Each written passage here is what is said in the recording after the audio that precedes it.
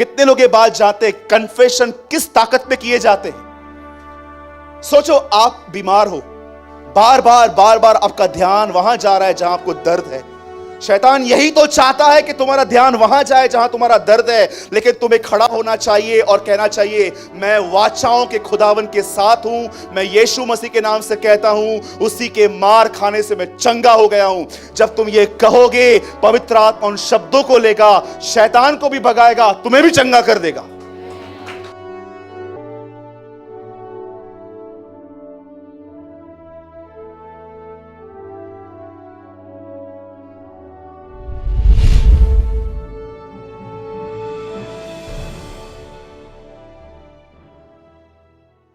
इससे पहले कि हम मीटिंग शुरू करें, मैं विश्वास करता हूं खुदा का कलाम आज आग की तरह आएगा। आमीन। इसलिए नहीं क्योंकि हमने उपवास किया है, इसलिए क्योंकि वो भला है। ठीक है, ये बहुत जरूरी है। हमारी धार्मिकता इस कलीसिया से बाहर निकले और वो धार्मिकता है जो यीशु मसीह की है। आमीन। आइए सबसे पहले अपने पास वाले को विश कीजिए और उन्हें कहिए, खुदावंत आपके साथ है।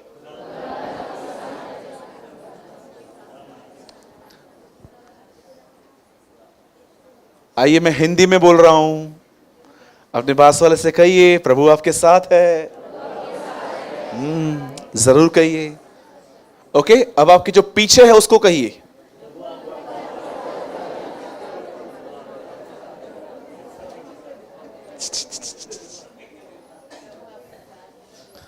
ओके, कितने लोग ये विश्वास करते हैं प्रभु मेरे साथ है? अब सोचो, जिसके साथ खुदावंद है उनकी शक्ल कैसे होनी चाहिए? हाँ जी, खुश, हैप्पी। मुझे बड़ा दुख होता है जब कलीसिया के अंदर लोग क्राइस्ट की तरह नहीं बनते, जब कलीसिया के अंदर लोग रिलीजियस बनते हैं। It's very hard. आपको पता है कलीसिया क्यों इकट्ठी होती है? हम सब क्यों गेट टुगेदर करते हैं? इसीलिए ताकि हम हर दिन यीशु की तरह बने।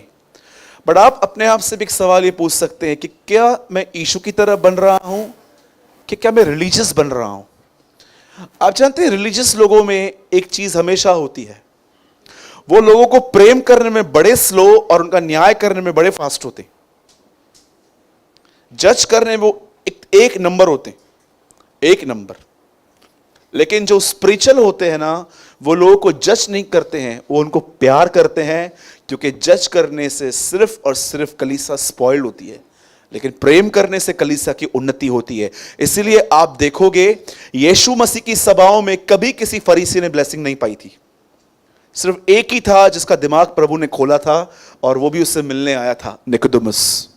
बाकी आप अधिकतर देखोगे तो हमेशा, सुनिए, मैं आपको एक बहुत हॉरिबल ट्रैप से बचाने की कोशिश कर रहा हूं। सुनिए, आप कभी भी किसी की लाइफ को देख रहे हैं, या आप कभी ऐसा देख रहे हैं कि कोई आदमी रातों रात अमीर हो गया, या आप एक बहन देख रहे हैं जो प्रॉस्पर हो रही है, कभी उनके लिए कोई कमेंट पास मत कीजिए। आपका और मेरा कोई काम नहीं है। वो बढ़ रहे हैं तो याद रखिए, सुनिए, बाइबल बताती है प्रभु ही बढ़ाता और घटाता है। ठीक है, ये ओल्ड टेस्टामेंट में हन्ना की एक प्रार्थना है कि वही दीनों को उठाता है और घमंडियों को नीचे गिरता है। आप जब भी किसी को देख रहे हैं ना, कोई प्रभु में बढ़ रहा है, सिंपल रीजन है, वो नम्र हुआ है। और कभी भी आप किसको देख रहे हैं वो स्पिरिचुअली डाउन हुआ है, सिंपल, उसने कहां ना कहां अपने बारे में अपनी इमेज चेंज की है, अब वो अपने आप को कुछ समझ रहे हैं। कभी भी इस बात को याद रखिए। कई लोग, ऐसा होता है, अगर मैं बिलीवर से पूछूंगा ना, बताओ स्मोकिंग ज्यादा सीरियस सिन है कि न्याय करना, तो अधिकतर लोग कहेंगे स्मोकिंग करना। पर मैं आपको बताना चाहता हूं, स्मोकिंग से बुरा काम है न्याय करना। न्याय का मतलब जानते हैं क्या होता है? डिसर्न और न्याय में क्या अंतर है? कभी कभी आपको परमेश्वर आपका हृदय खोलता है ताकि आप जान पाओ कि सामने वाला किस इंटेंशन के साथ आपके साथ रिलेशनशिप मेंटेन कर रहा है।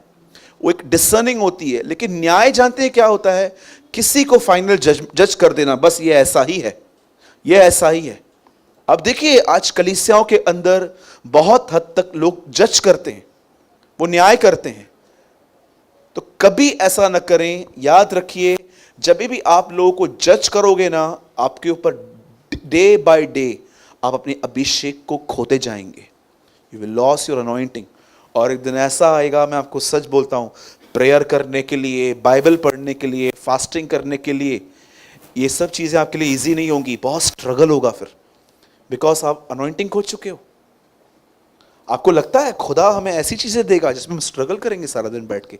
अरे वो तो दिल से होती हैं, पर क्यों कुछ लोगों के लिए वो बहुत स्ट्रगल से भरी हुई हैं। सिंपल, आपने पास्ट में कुछ ऐसा किया है जिसकी वजह से आपका अभिषेक चला गया है और अब आपके लिए हर चीज स्ट्रगल से भरी हुई है। लेकिन इस बात को भी याद रखिए, परमेश्वर चीजों को लौटाता भी है, लेकिन वो चाहता है कि आप उन लेसन्स को याद रखो जो उसने आपको दिए। हमेशा प्रभु याद करना, अगर वो लेता है तो वो देगा भी। आइए, इससे पहले कि मैं आज के वर्ड में आऊं, मुझे और 5 मिनट चाहिए, और मैं स्पेशली आज कुछ ऐसा बता रहा हूं, मुझे लगता है कि आप में से बहुतों के लिए ये चीज नई होगी। It's totally new. सब शांत हो जाओ। Now listen very carefully. मैं उसको छोड़ दे बेटा, लिसन वेरी केयरफुली। बाइबल मुकद्दस ऐसा बताती है कि जब खुदा ने इंसान को 6वें दिन बनाया तो उसने उसको एक अदन की वाटिका नाम की जगह पे रख दिया। ओके, अदन की वाटिका में रखने के बाद लिखा है परमेश्वर हर जानवर को उसके पास ले आया, पर उसने क्या देखा? आदम किसी से भी मेल नहीं खाता। ना उसका मन हाथी में लगता है, ना उसका मन घोड़े में लगता है, ना उसका मन कुत्ते में लगता है, ना बिल्ली में लगता है। उसने क्या देखा कि ये इनके साथ बैठता तो है लेकिन हैप्पी नहीं है। तब परमेश्वर ने कहा कि चलो हम एक नारी बनाएंगे, एक स्त्री बनाएंगे, और उसे एक नाम दिया हेल्पर, सहायक। और परमेश्वर ने वो स्त्री आदम को दी। और उसके बाद लिखा गया है उन दोनों को अदन की वाटिका में रखने के बाद डेविल ने बहुत अच्छे से स्टडी की थी कि परमेश्वर की कमजोरी क्या है? आदम। वो हर दिन उससे मिलने के लिए आता है क्योंकि वो उससे प्रेम करता है।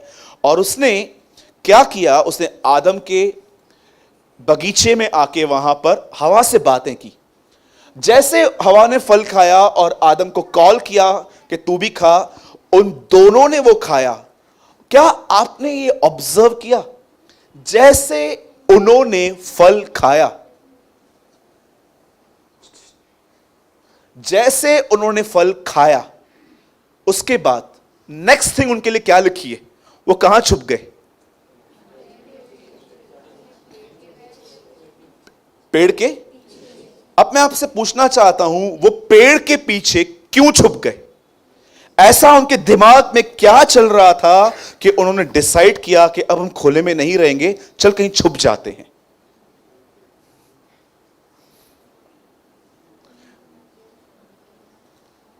आई रिपीट अगेन, इंसान के गुनाह होने के बाद उन्होंने पहला निर्णय छुपना क्यों ठीक समझा?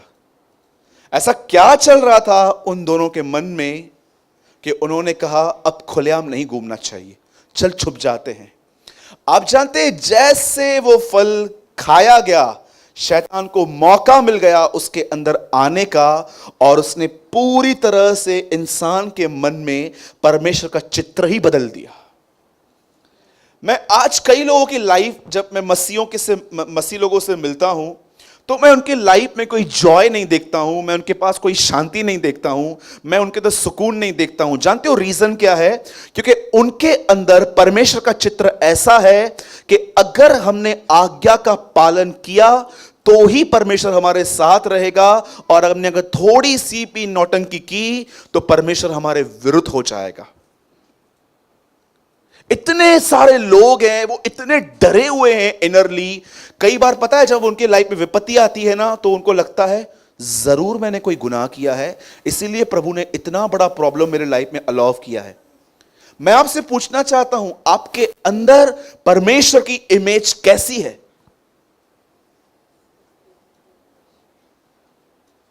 वो परमेश्वर जो सिर्फ और सिर्फ आपसे पवित्र होने की ही मांग करता है, सिर्फ आपको यही कहता है तू और अच्छा कर सकता था, और सुधर, तू अभी भी बुरा है। क्या आप इन्हीं थॉट्स में चलते रहते हो कि आप मसीह जिंदगी को परमेश्वर के प्रेम में एंजॉय करते हो? आज अपने आप से पूछो, कितने लोग ये मानते हैं कि जब आप अच्छे थे तब यीशु आपके लिए मरा? हां, परमेश्वर ने, यीशु मसीह ने क्यों डिसाइड किया वो आपके लिए मरेगा? क्योंकि आप अच्छे थे। अब आप मुझे बताइए, जिस परमेश्वर ने तब मरना डिसाइड किया था जब उसने आपको पूरी तरह से गंदगी में देखा था, तो अब जब आप उसमें से धीरे धीरे करके बाहर आ रहे हैं तो आपसे नफरत करेगा? मैं कई लोगों को देखता हूं, उन्होंने कहां ना कहां, आप बिलीव करो या न करो, उनके अंदर परमेश्वर का जो चित्र है ना, वो वैसा नहीं है जैसा उनके अंदर होना चाहिए। वो ये बिलीव नहीं कर पाते हैं। उनको लगता है हम परमेश्वर का प्यार आज्ञा पालन से खरीदते हैं। मुझे उस दिन एक मैसेज आया, उस मैसेज में लिखा था, सूरज भाई आपने एक वीडियो में कहा कि परमेश्वर प्रेम करता है, यह सच है? मैंने कहा हां, बाइबल बताती है ये सच है। बोलती है अगर हमसे कोई पाप हो जाए, बार बार पाप हो रहे हैं, तो भी हमसे परमेश्वर प्रेम करता है? क्या आंसर दूं मैं?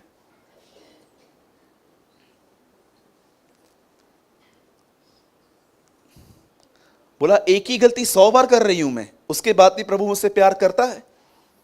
मैंने कहा यस, वो करता है। यस, वो करता है। जानते हो क्यों करता है? क्योंकि वो जानता है मेरा प्यार ही नहीं बदलेगा। ही नो, उसका प्यार ही बदलेगा। मेरे भाइयों और बहनों, अपने अंदर खुदावन की सही इमेज लाओ। जैसे शैतान ने उसको प्रोवोक किया, उसको ये कहा कि तू फल खा, जैसे उसने खाया, आप जानते हो सडनली उनका पूरा मन इस ख्यालों से भर गया, अब आएगा और हमें मारेगा, अब आएगा और कुछ ना कुछ पनिशमेंट देगा। जबकि आप देखो तो परमेश्वर पनिश करने नहीं, परमेश्वर रिलेशनशिप को स्टोर करने आया था। How many no? कितनों की बात जानते हैं? जब परमेश्वर आया तो उसने क्या कहा? आदम तू कहां है? कि उसने ये कहा इधर आ, तू है किधर? इधर आ।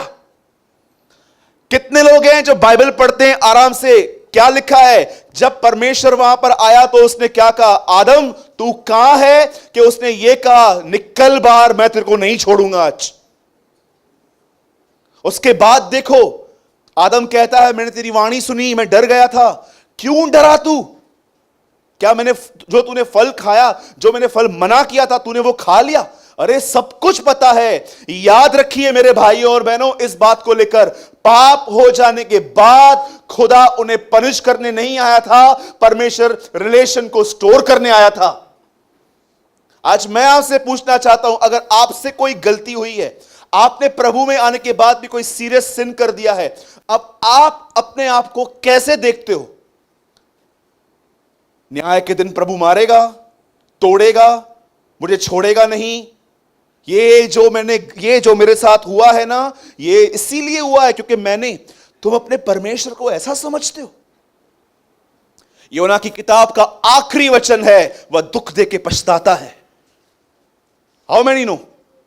वो बेचारा देखिए, जब वो देखता है ना आपको एक रास्ते से फिराने का कोई रास्ता नहीं है, तो आपको दुख देता है और बाद में खुद ही बोलता है क्यों दिया? Do you no this is your God? ये आपका परमेश्वर है जो आपके भलाई के लिए आपको ताड़ना देकर खुद रोता है। कितनों के बात जानते हैं? पुराने नियम में प्रभु ने एक आदमी को स्टैंड किया था, उसका नाम फिरौन था। बोलता है मैंने फिरौन को इसलिए खड़ा किया ताकि मैं अपनी सामर्थ दिखाऊं। एक आदमी का मन प्रभु ने कठोर किया था, सिर्फ यह दिखाने के लिए कि मैं कौन हूं। और यह हेजकल में आपने पढ़ा है, फिरौन के लिए विलाप गीत, परमेश्वर उसके लिए भी रोया था, वो नाश क्यों हुआ? तो सोचो आप कौन हो? मेरे भाइयों और बहनों, जब भी आपसे गुनाह हो, अपना गुनाह बाद में कन्फेस करो, पहले यह कहो मैं अब भी धर्मी हूं, इसलिए नहीं क्योंकि मैंने कोई अच्छे काम किए हैं, पर इसीलिए क्योंकि मेरी जगह पे यीशु मरा है। बदर ऐसा कहने से क्या होगा? आपको पता है क्या होगा? आपके अंदर गिल्ट नहीं आएगी। अंडरस्टैंड? कितने लोग मेरी बात समझ पा रहे हैं? परमेश्वर कौन है आपके लिए? कई लोगों को ऐसा लगता है, ब्रदर मैं सच बोलूं, मुझे लगता है प्रभु मुझे बर्दाश्त कर रहा है, सह रहा है मुझे, बार बार अपने आप को बोलता है चल दे एक और मौका, चल दे और। अरे उसको प्यार करने के लिए स्ट्रगल करने की नीड नहीं पड़ती है, वो समय प्रेम है।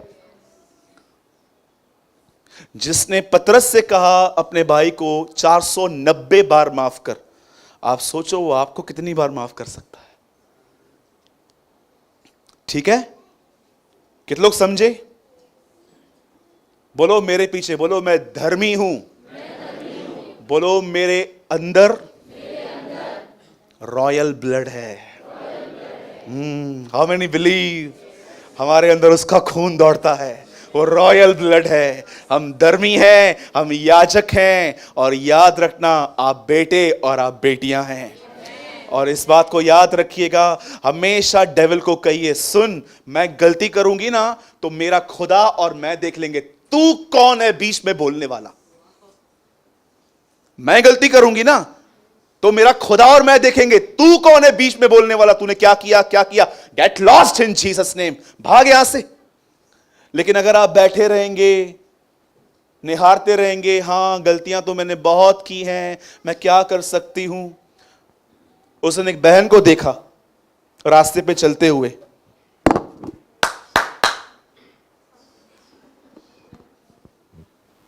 आप बिलीव करेंगे वो एक मसीह बहन है।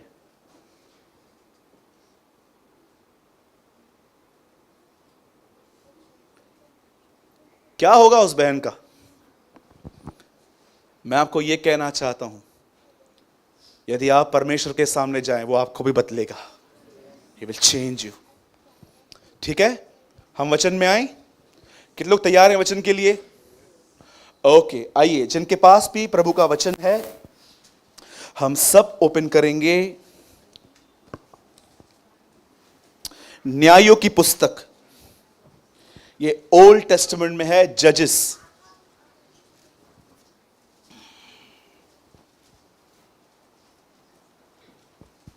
जिनके पास भी प्रभु का वचन है, हम सब खोलेंगे न्यायों की किताब। बहुत इंपॉर्टेंट वर्ड है, स्पेशली उन लोगों के लिए जिनका mind 5 minute positive, 5 minute negative, 5 minute positive, 5 minute negative रहता है। उनके लिए आज बहुत अच्छा वचन है। अगर आप ऐसे लोग हैं जो आप देखते हैं कि ब्रदर पता नहीं मेरी लाइफ ही पता नहीं क्या है, वो कभी कभी वो पतंग होता है ना, पतंग उसका धागा कैसे रहता है, बता मेरा लाइफ ही ऐसा है। अगर आपको लगता है ना आपका वचन आज का वचन आपके लिए है, सब खोलेंगे न्यायों की किताब और उसका 8वां अध्याय।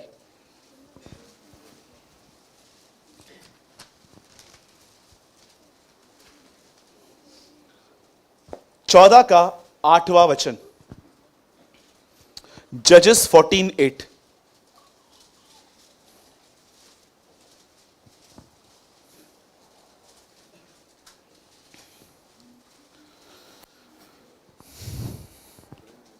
जिनके पास बाइबल है आप सब अपनी बाइबल में खोलें, और जिसके पास नहीं है आप प्रोजेक्टर पे पढ़ सकते हैं। कुछ दिनों के बीतने पर वह उसे लाने को लौट चला और उस सिंह की लोथ देखने के लिए मार्ग से मुड़ गया, तो क्या देखा कि सिंह की लोथ में मधुमक्खियों का एक झुंड और मधु भी है।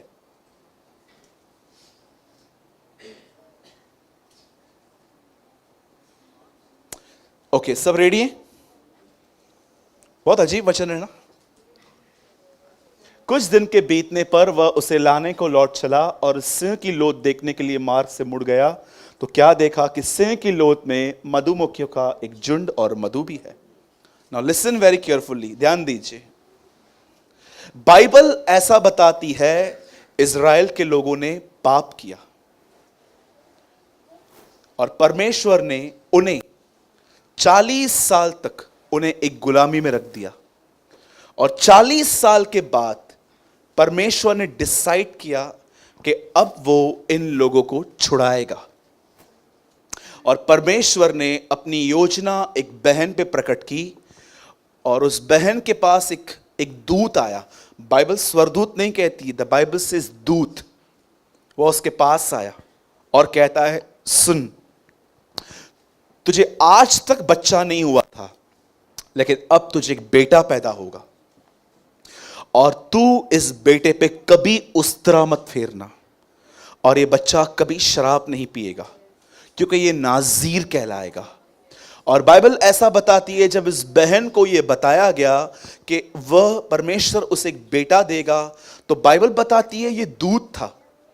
आप जानते हैं बाइबल के अंदर उस व्यक्ति को दूत कहा गया है, स्वर्गदूत नहीं कहा गया है। और जब उसने अपने पति को जाके बताया, सुनो ऐसा हुआ, मैंने एक जगह पे एक दूत को देखा, उससे मुझसे बातें की वगैरह वगैरह, और उसके पति को इस बात पे बिलीव ही नहीं हुआ। उसने कहा, एक काम कर, उस दूत को, परमेश्वर को बोल कि वो दूत अगर तेरी ओर से है तो वो दोबारा आए।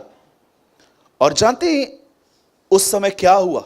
वो दूत वापस उस बहन के पास आया, और वो जल्दी से जाके अपने पति को बुला के लेकर आई।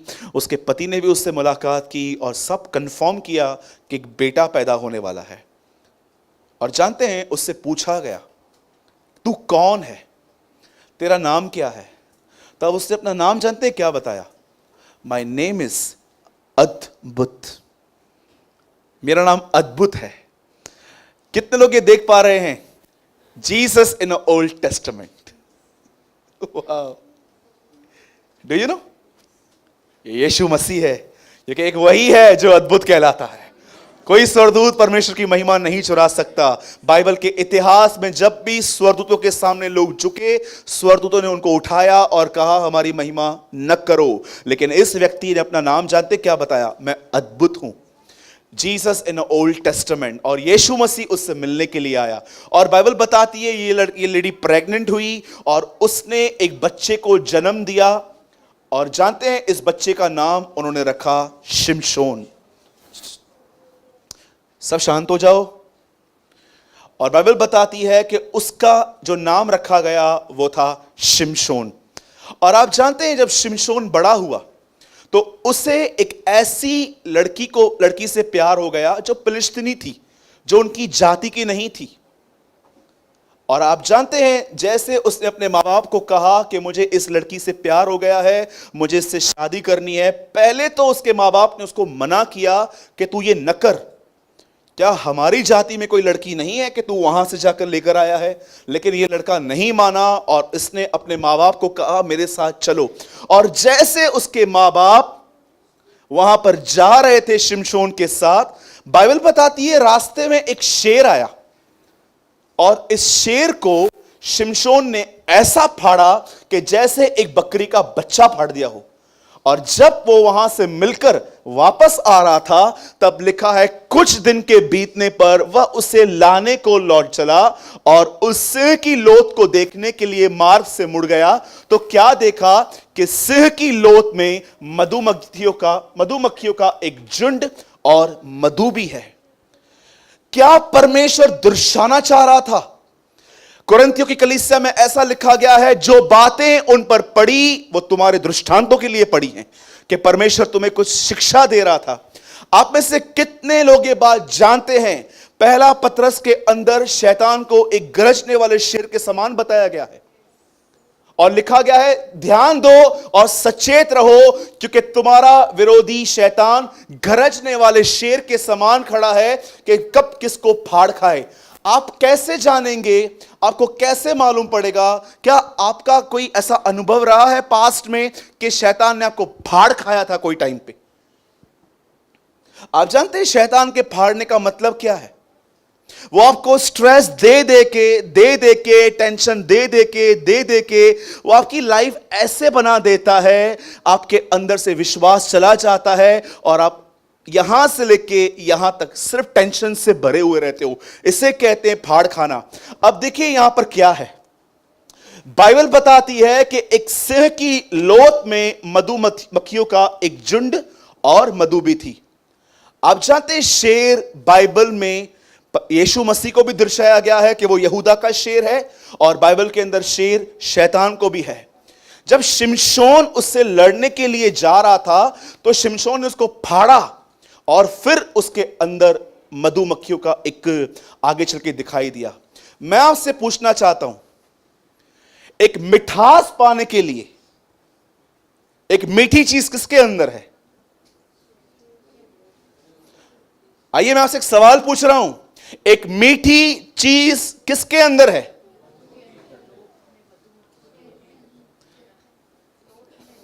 लोथ के अंदर है। कितने लोग एक मीठी जिंदगी जीना चाहते हैं? हाथ उठाइए। मैं जीना चाहता हूं तो पहले शैतान को फाड़ना सीखिए। बहुत सारे लोग मधु पाना चाहते हैं विदाउट फाइट। मेरे भाइयों और बहनों, भजन संहिता में लिखा है यहोवा का वचन मधु सा मीठा है, लेकिन उससे पहले तुम्हें इसे फाड़ना पड़ेगा।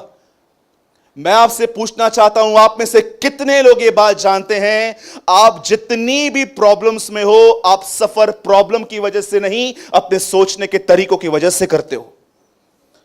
फिर से कहूं, आप में से जितने भी लोगों के पास प्रॉब्लम है, फाइनेंशियल प्रॉब्लम है, फिजिकल प्रॉब्लम है, कोई और प्रॉब्लम है, याद रखना, आप अपनी प्रॉब्लम की वजह से सफर नहीं करते। आप अपने सोचने के रीजंस, जो जैसे आप सोचते हो, आप उसकी वजह से सफर करते हो। ये वही शेर है जो आपको विचार देता है। याद रखिए मेरे भाइयों और बहनों, जैसे शिमशोन उस शेर से लड़ने के लिए गया, उसने उसको फाड़ खाया। याद रखिए, जब आपको विचार आते हैं, जब आपको थॉट्स आते हैं, अपने मुंह से वचन कहो, तब वो शेर फट जाएगा और आप अपने जिंदगी में एक मिठास का अनुभव करेंगे। बहुत सारे लोग इस बात को नहीं जान पाते हैं, वे समझ नहीं पाते हैं कि ब्रदर, मैं इतना सफर क्यों कर रहा हूं। मैं फिर से कहता हूं, मैंने पहले भी कहा, मैं फिर से कहता हूं, आप सफर, आप तकलीफ, आपके पास जो प्रॉब्लम है, चाहे वो गरीबी हो, चाहे वो बीमारी हो, चाहे आपके ऊपर लोन हो, चाहे आपके ऊपर कोई भी प्रॉब्लम हो, आप अपनी तकलीफों की वजह से सफर नहीं कर रहे हैं। आप उन तकलीफों में किस तरह सोच रहे हैं, इसकी वजह से सफर करते हैं। इसीलिए बाइबल बताती है कि सबसे अधिक अपने मन की रक्षा कर। आपको पता है, आप यहां पर जो भी सोच रहे हो, यह पूरे आपके बॉडी पे इफेक्ट करता है। तो ब्रदर, रास्ता क्या है? शेर को फाड़ना सीखो। उसे फाड़ना कोई बड़ी बात नहीं है। आपको सिर्फ पवित्र आत्मा से भर के वचन कहना है और वो फट जाएगा, क्योंकि ये लॉ है। शैतान, याद रखिए, न शैतान नरक में रहता है, न शैतान पृथ्वी पे रहता है। शैतान सिर्फ वहां रहता है जहां वचन नहीं है। फिर से कहूं, न शैतान नरक में है, न शैतान पृथ्वी पर है। शैतान सिर्फ वहां रहेगा जहां वचन नहीं है। जब दुष्ट आत्मा वहां से आती है, तब उस घर को सजा सजाया पाती है, तो कहती है चलो उस घर के अंदर वापस। आज मैं आपसे पूछना चाहता हूं, यहां पर सफर कर रहे हो कि अपने मुंह से वचन कह रहे हो? एक व्यक्ति जब वो जा रहा था तो उसने क्या देखा कि एक शेर आ रहा है, उसने उसको फाड़ के रख दिया। और जब वही व्यक्ति वापस जा रहा था तो उसने क्या देखा कि उसके अंदर एक मधुमक्खियों का एक छट्टा है और उसमें मधु पड़ी हुई है। क्यों परमेश्वर ने शेर के अंदर वहां पर यह रखा?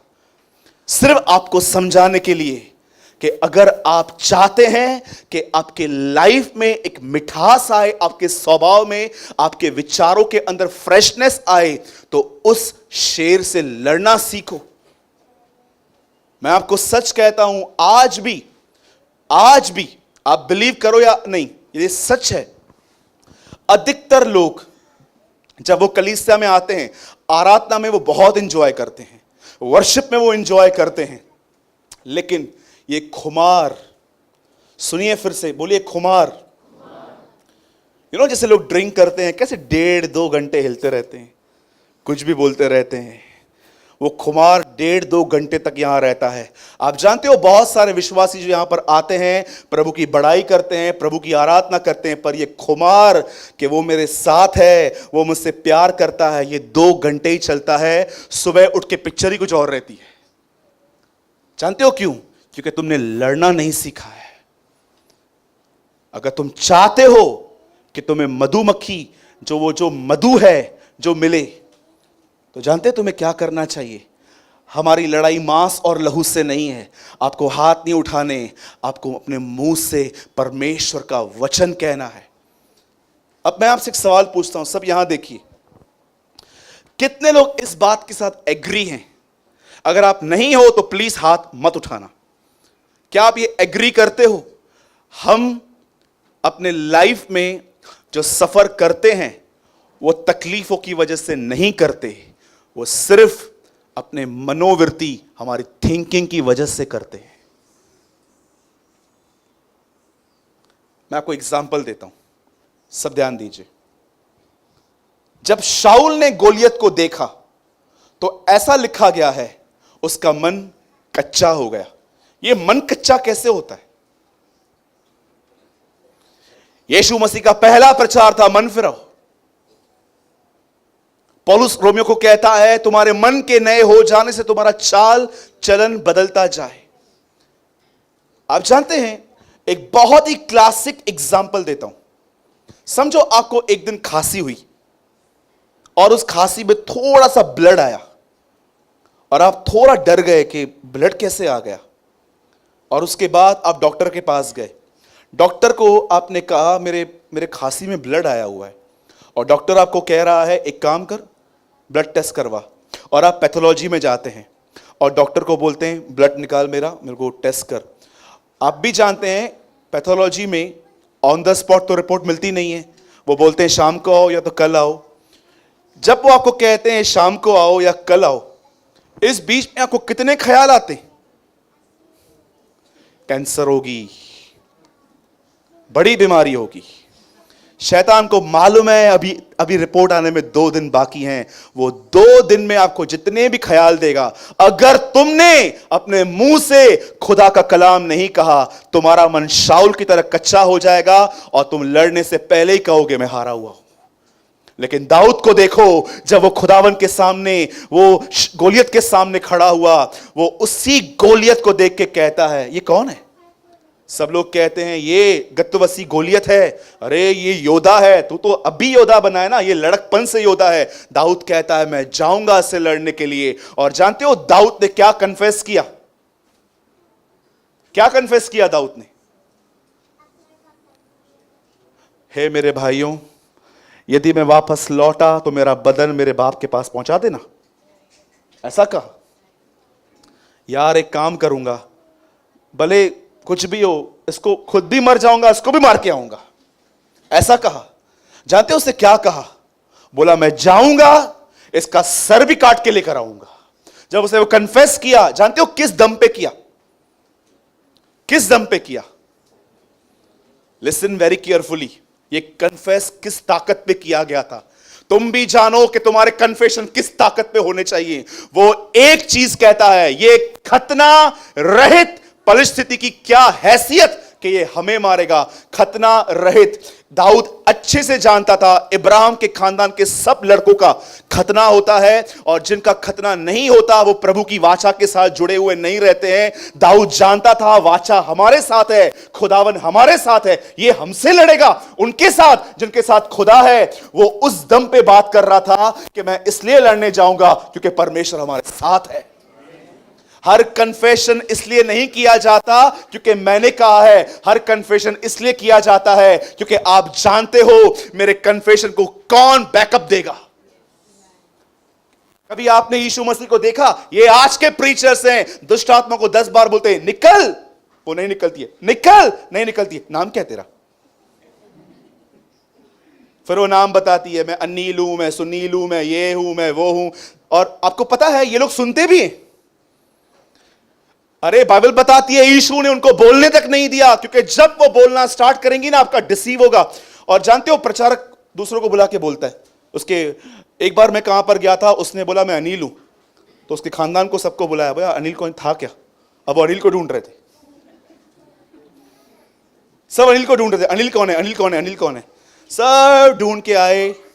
और जानते हो मुझे ऐसा लगता है जब उसने दुष्टात्मा ने ऐसा कहा होगा ना मैं अनिल हूं, और सब ढूंढ रहे थे, और दुष्टात्मा अंदर ही अंदर ऐसे बोलती होगी,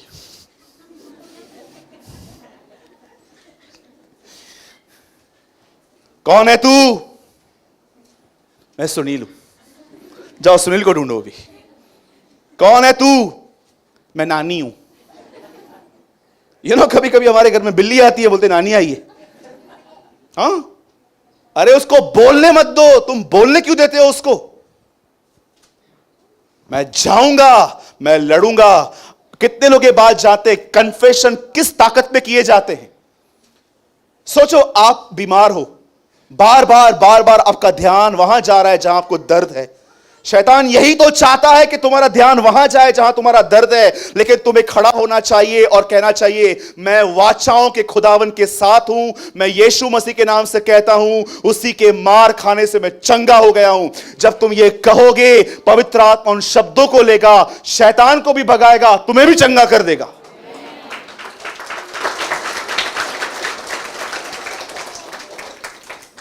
कृपया ये करना बंद करें जो मैं कर रहा हूं। अल्लाह, क्या होगा? करना, तू भी प्रार्थना करना। सब ठोए थी दो। Stop this nonsense. ये सब अनबिलीव की लैंग्वेजेस हैं, ये बोलना बंद करो। तुम चाहते हो मधु खाए? कितने लोग मधु खाना चाहते हैं? मैं चाहता हूं मधु खाना। वो कहां से निकल रही है? हाँ,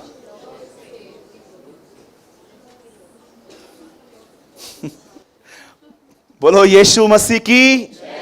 अगर तुम चाहते हो मधु खाना, तो सबसे पहले शेर को फाड़ना शुरू करो। और मैं तुमको एक बात बताना चाहता हूं, यह शेर तुमसे बहुत डरता है, क्योंकि वो जानता है कि यहूदा का शेर तुम्हारे साथ है। Believe in this thing. प्रभु आपके साथ है, किसी चीज से डरने की जरूरत नहीं है। याद रखना, मैं फिर से दोहराता हूं, आप और मैं अपनी तकलीफों की वजह से नहीं, हम अपने सोचने के तरीकों की वजह से सफर करते हैं। यदि आप चाहते हो कि ये सफरिंग बंद हो, तो अपने मुंह से वचन कहना स्टार्ट करो। इसलिए नहीं कि तुम स्ट्रांग हो, बट इसलिए ताकि तुम जानो कि खुदावन तुम्हारे साथ है।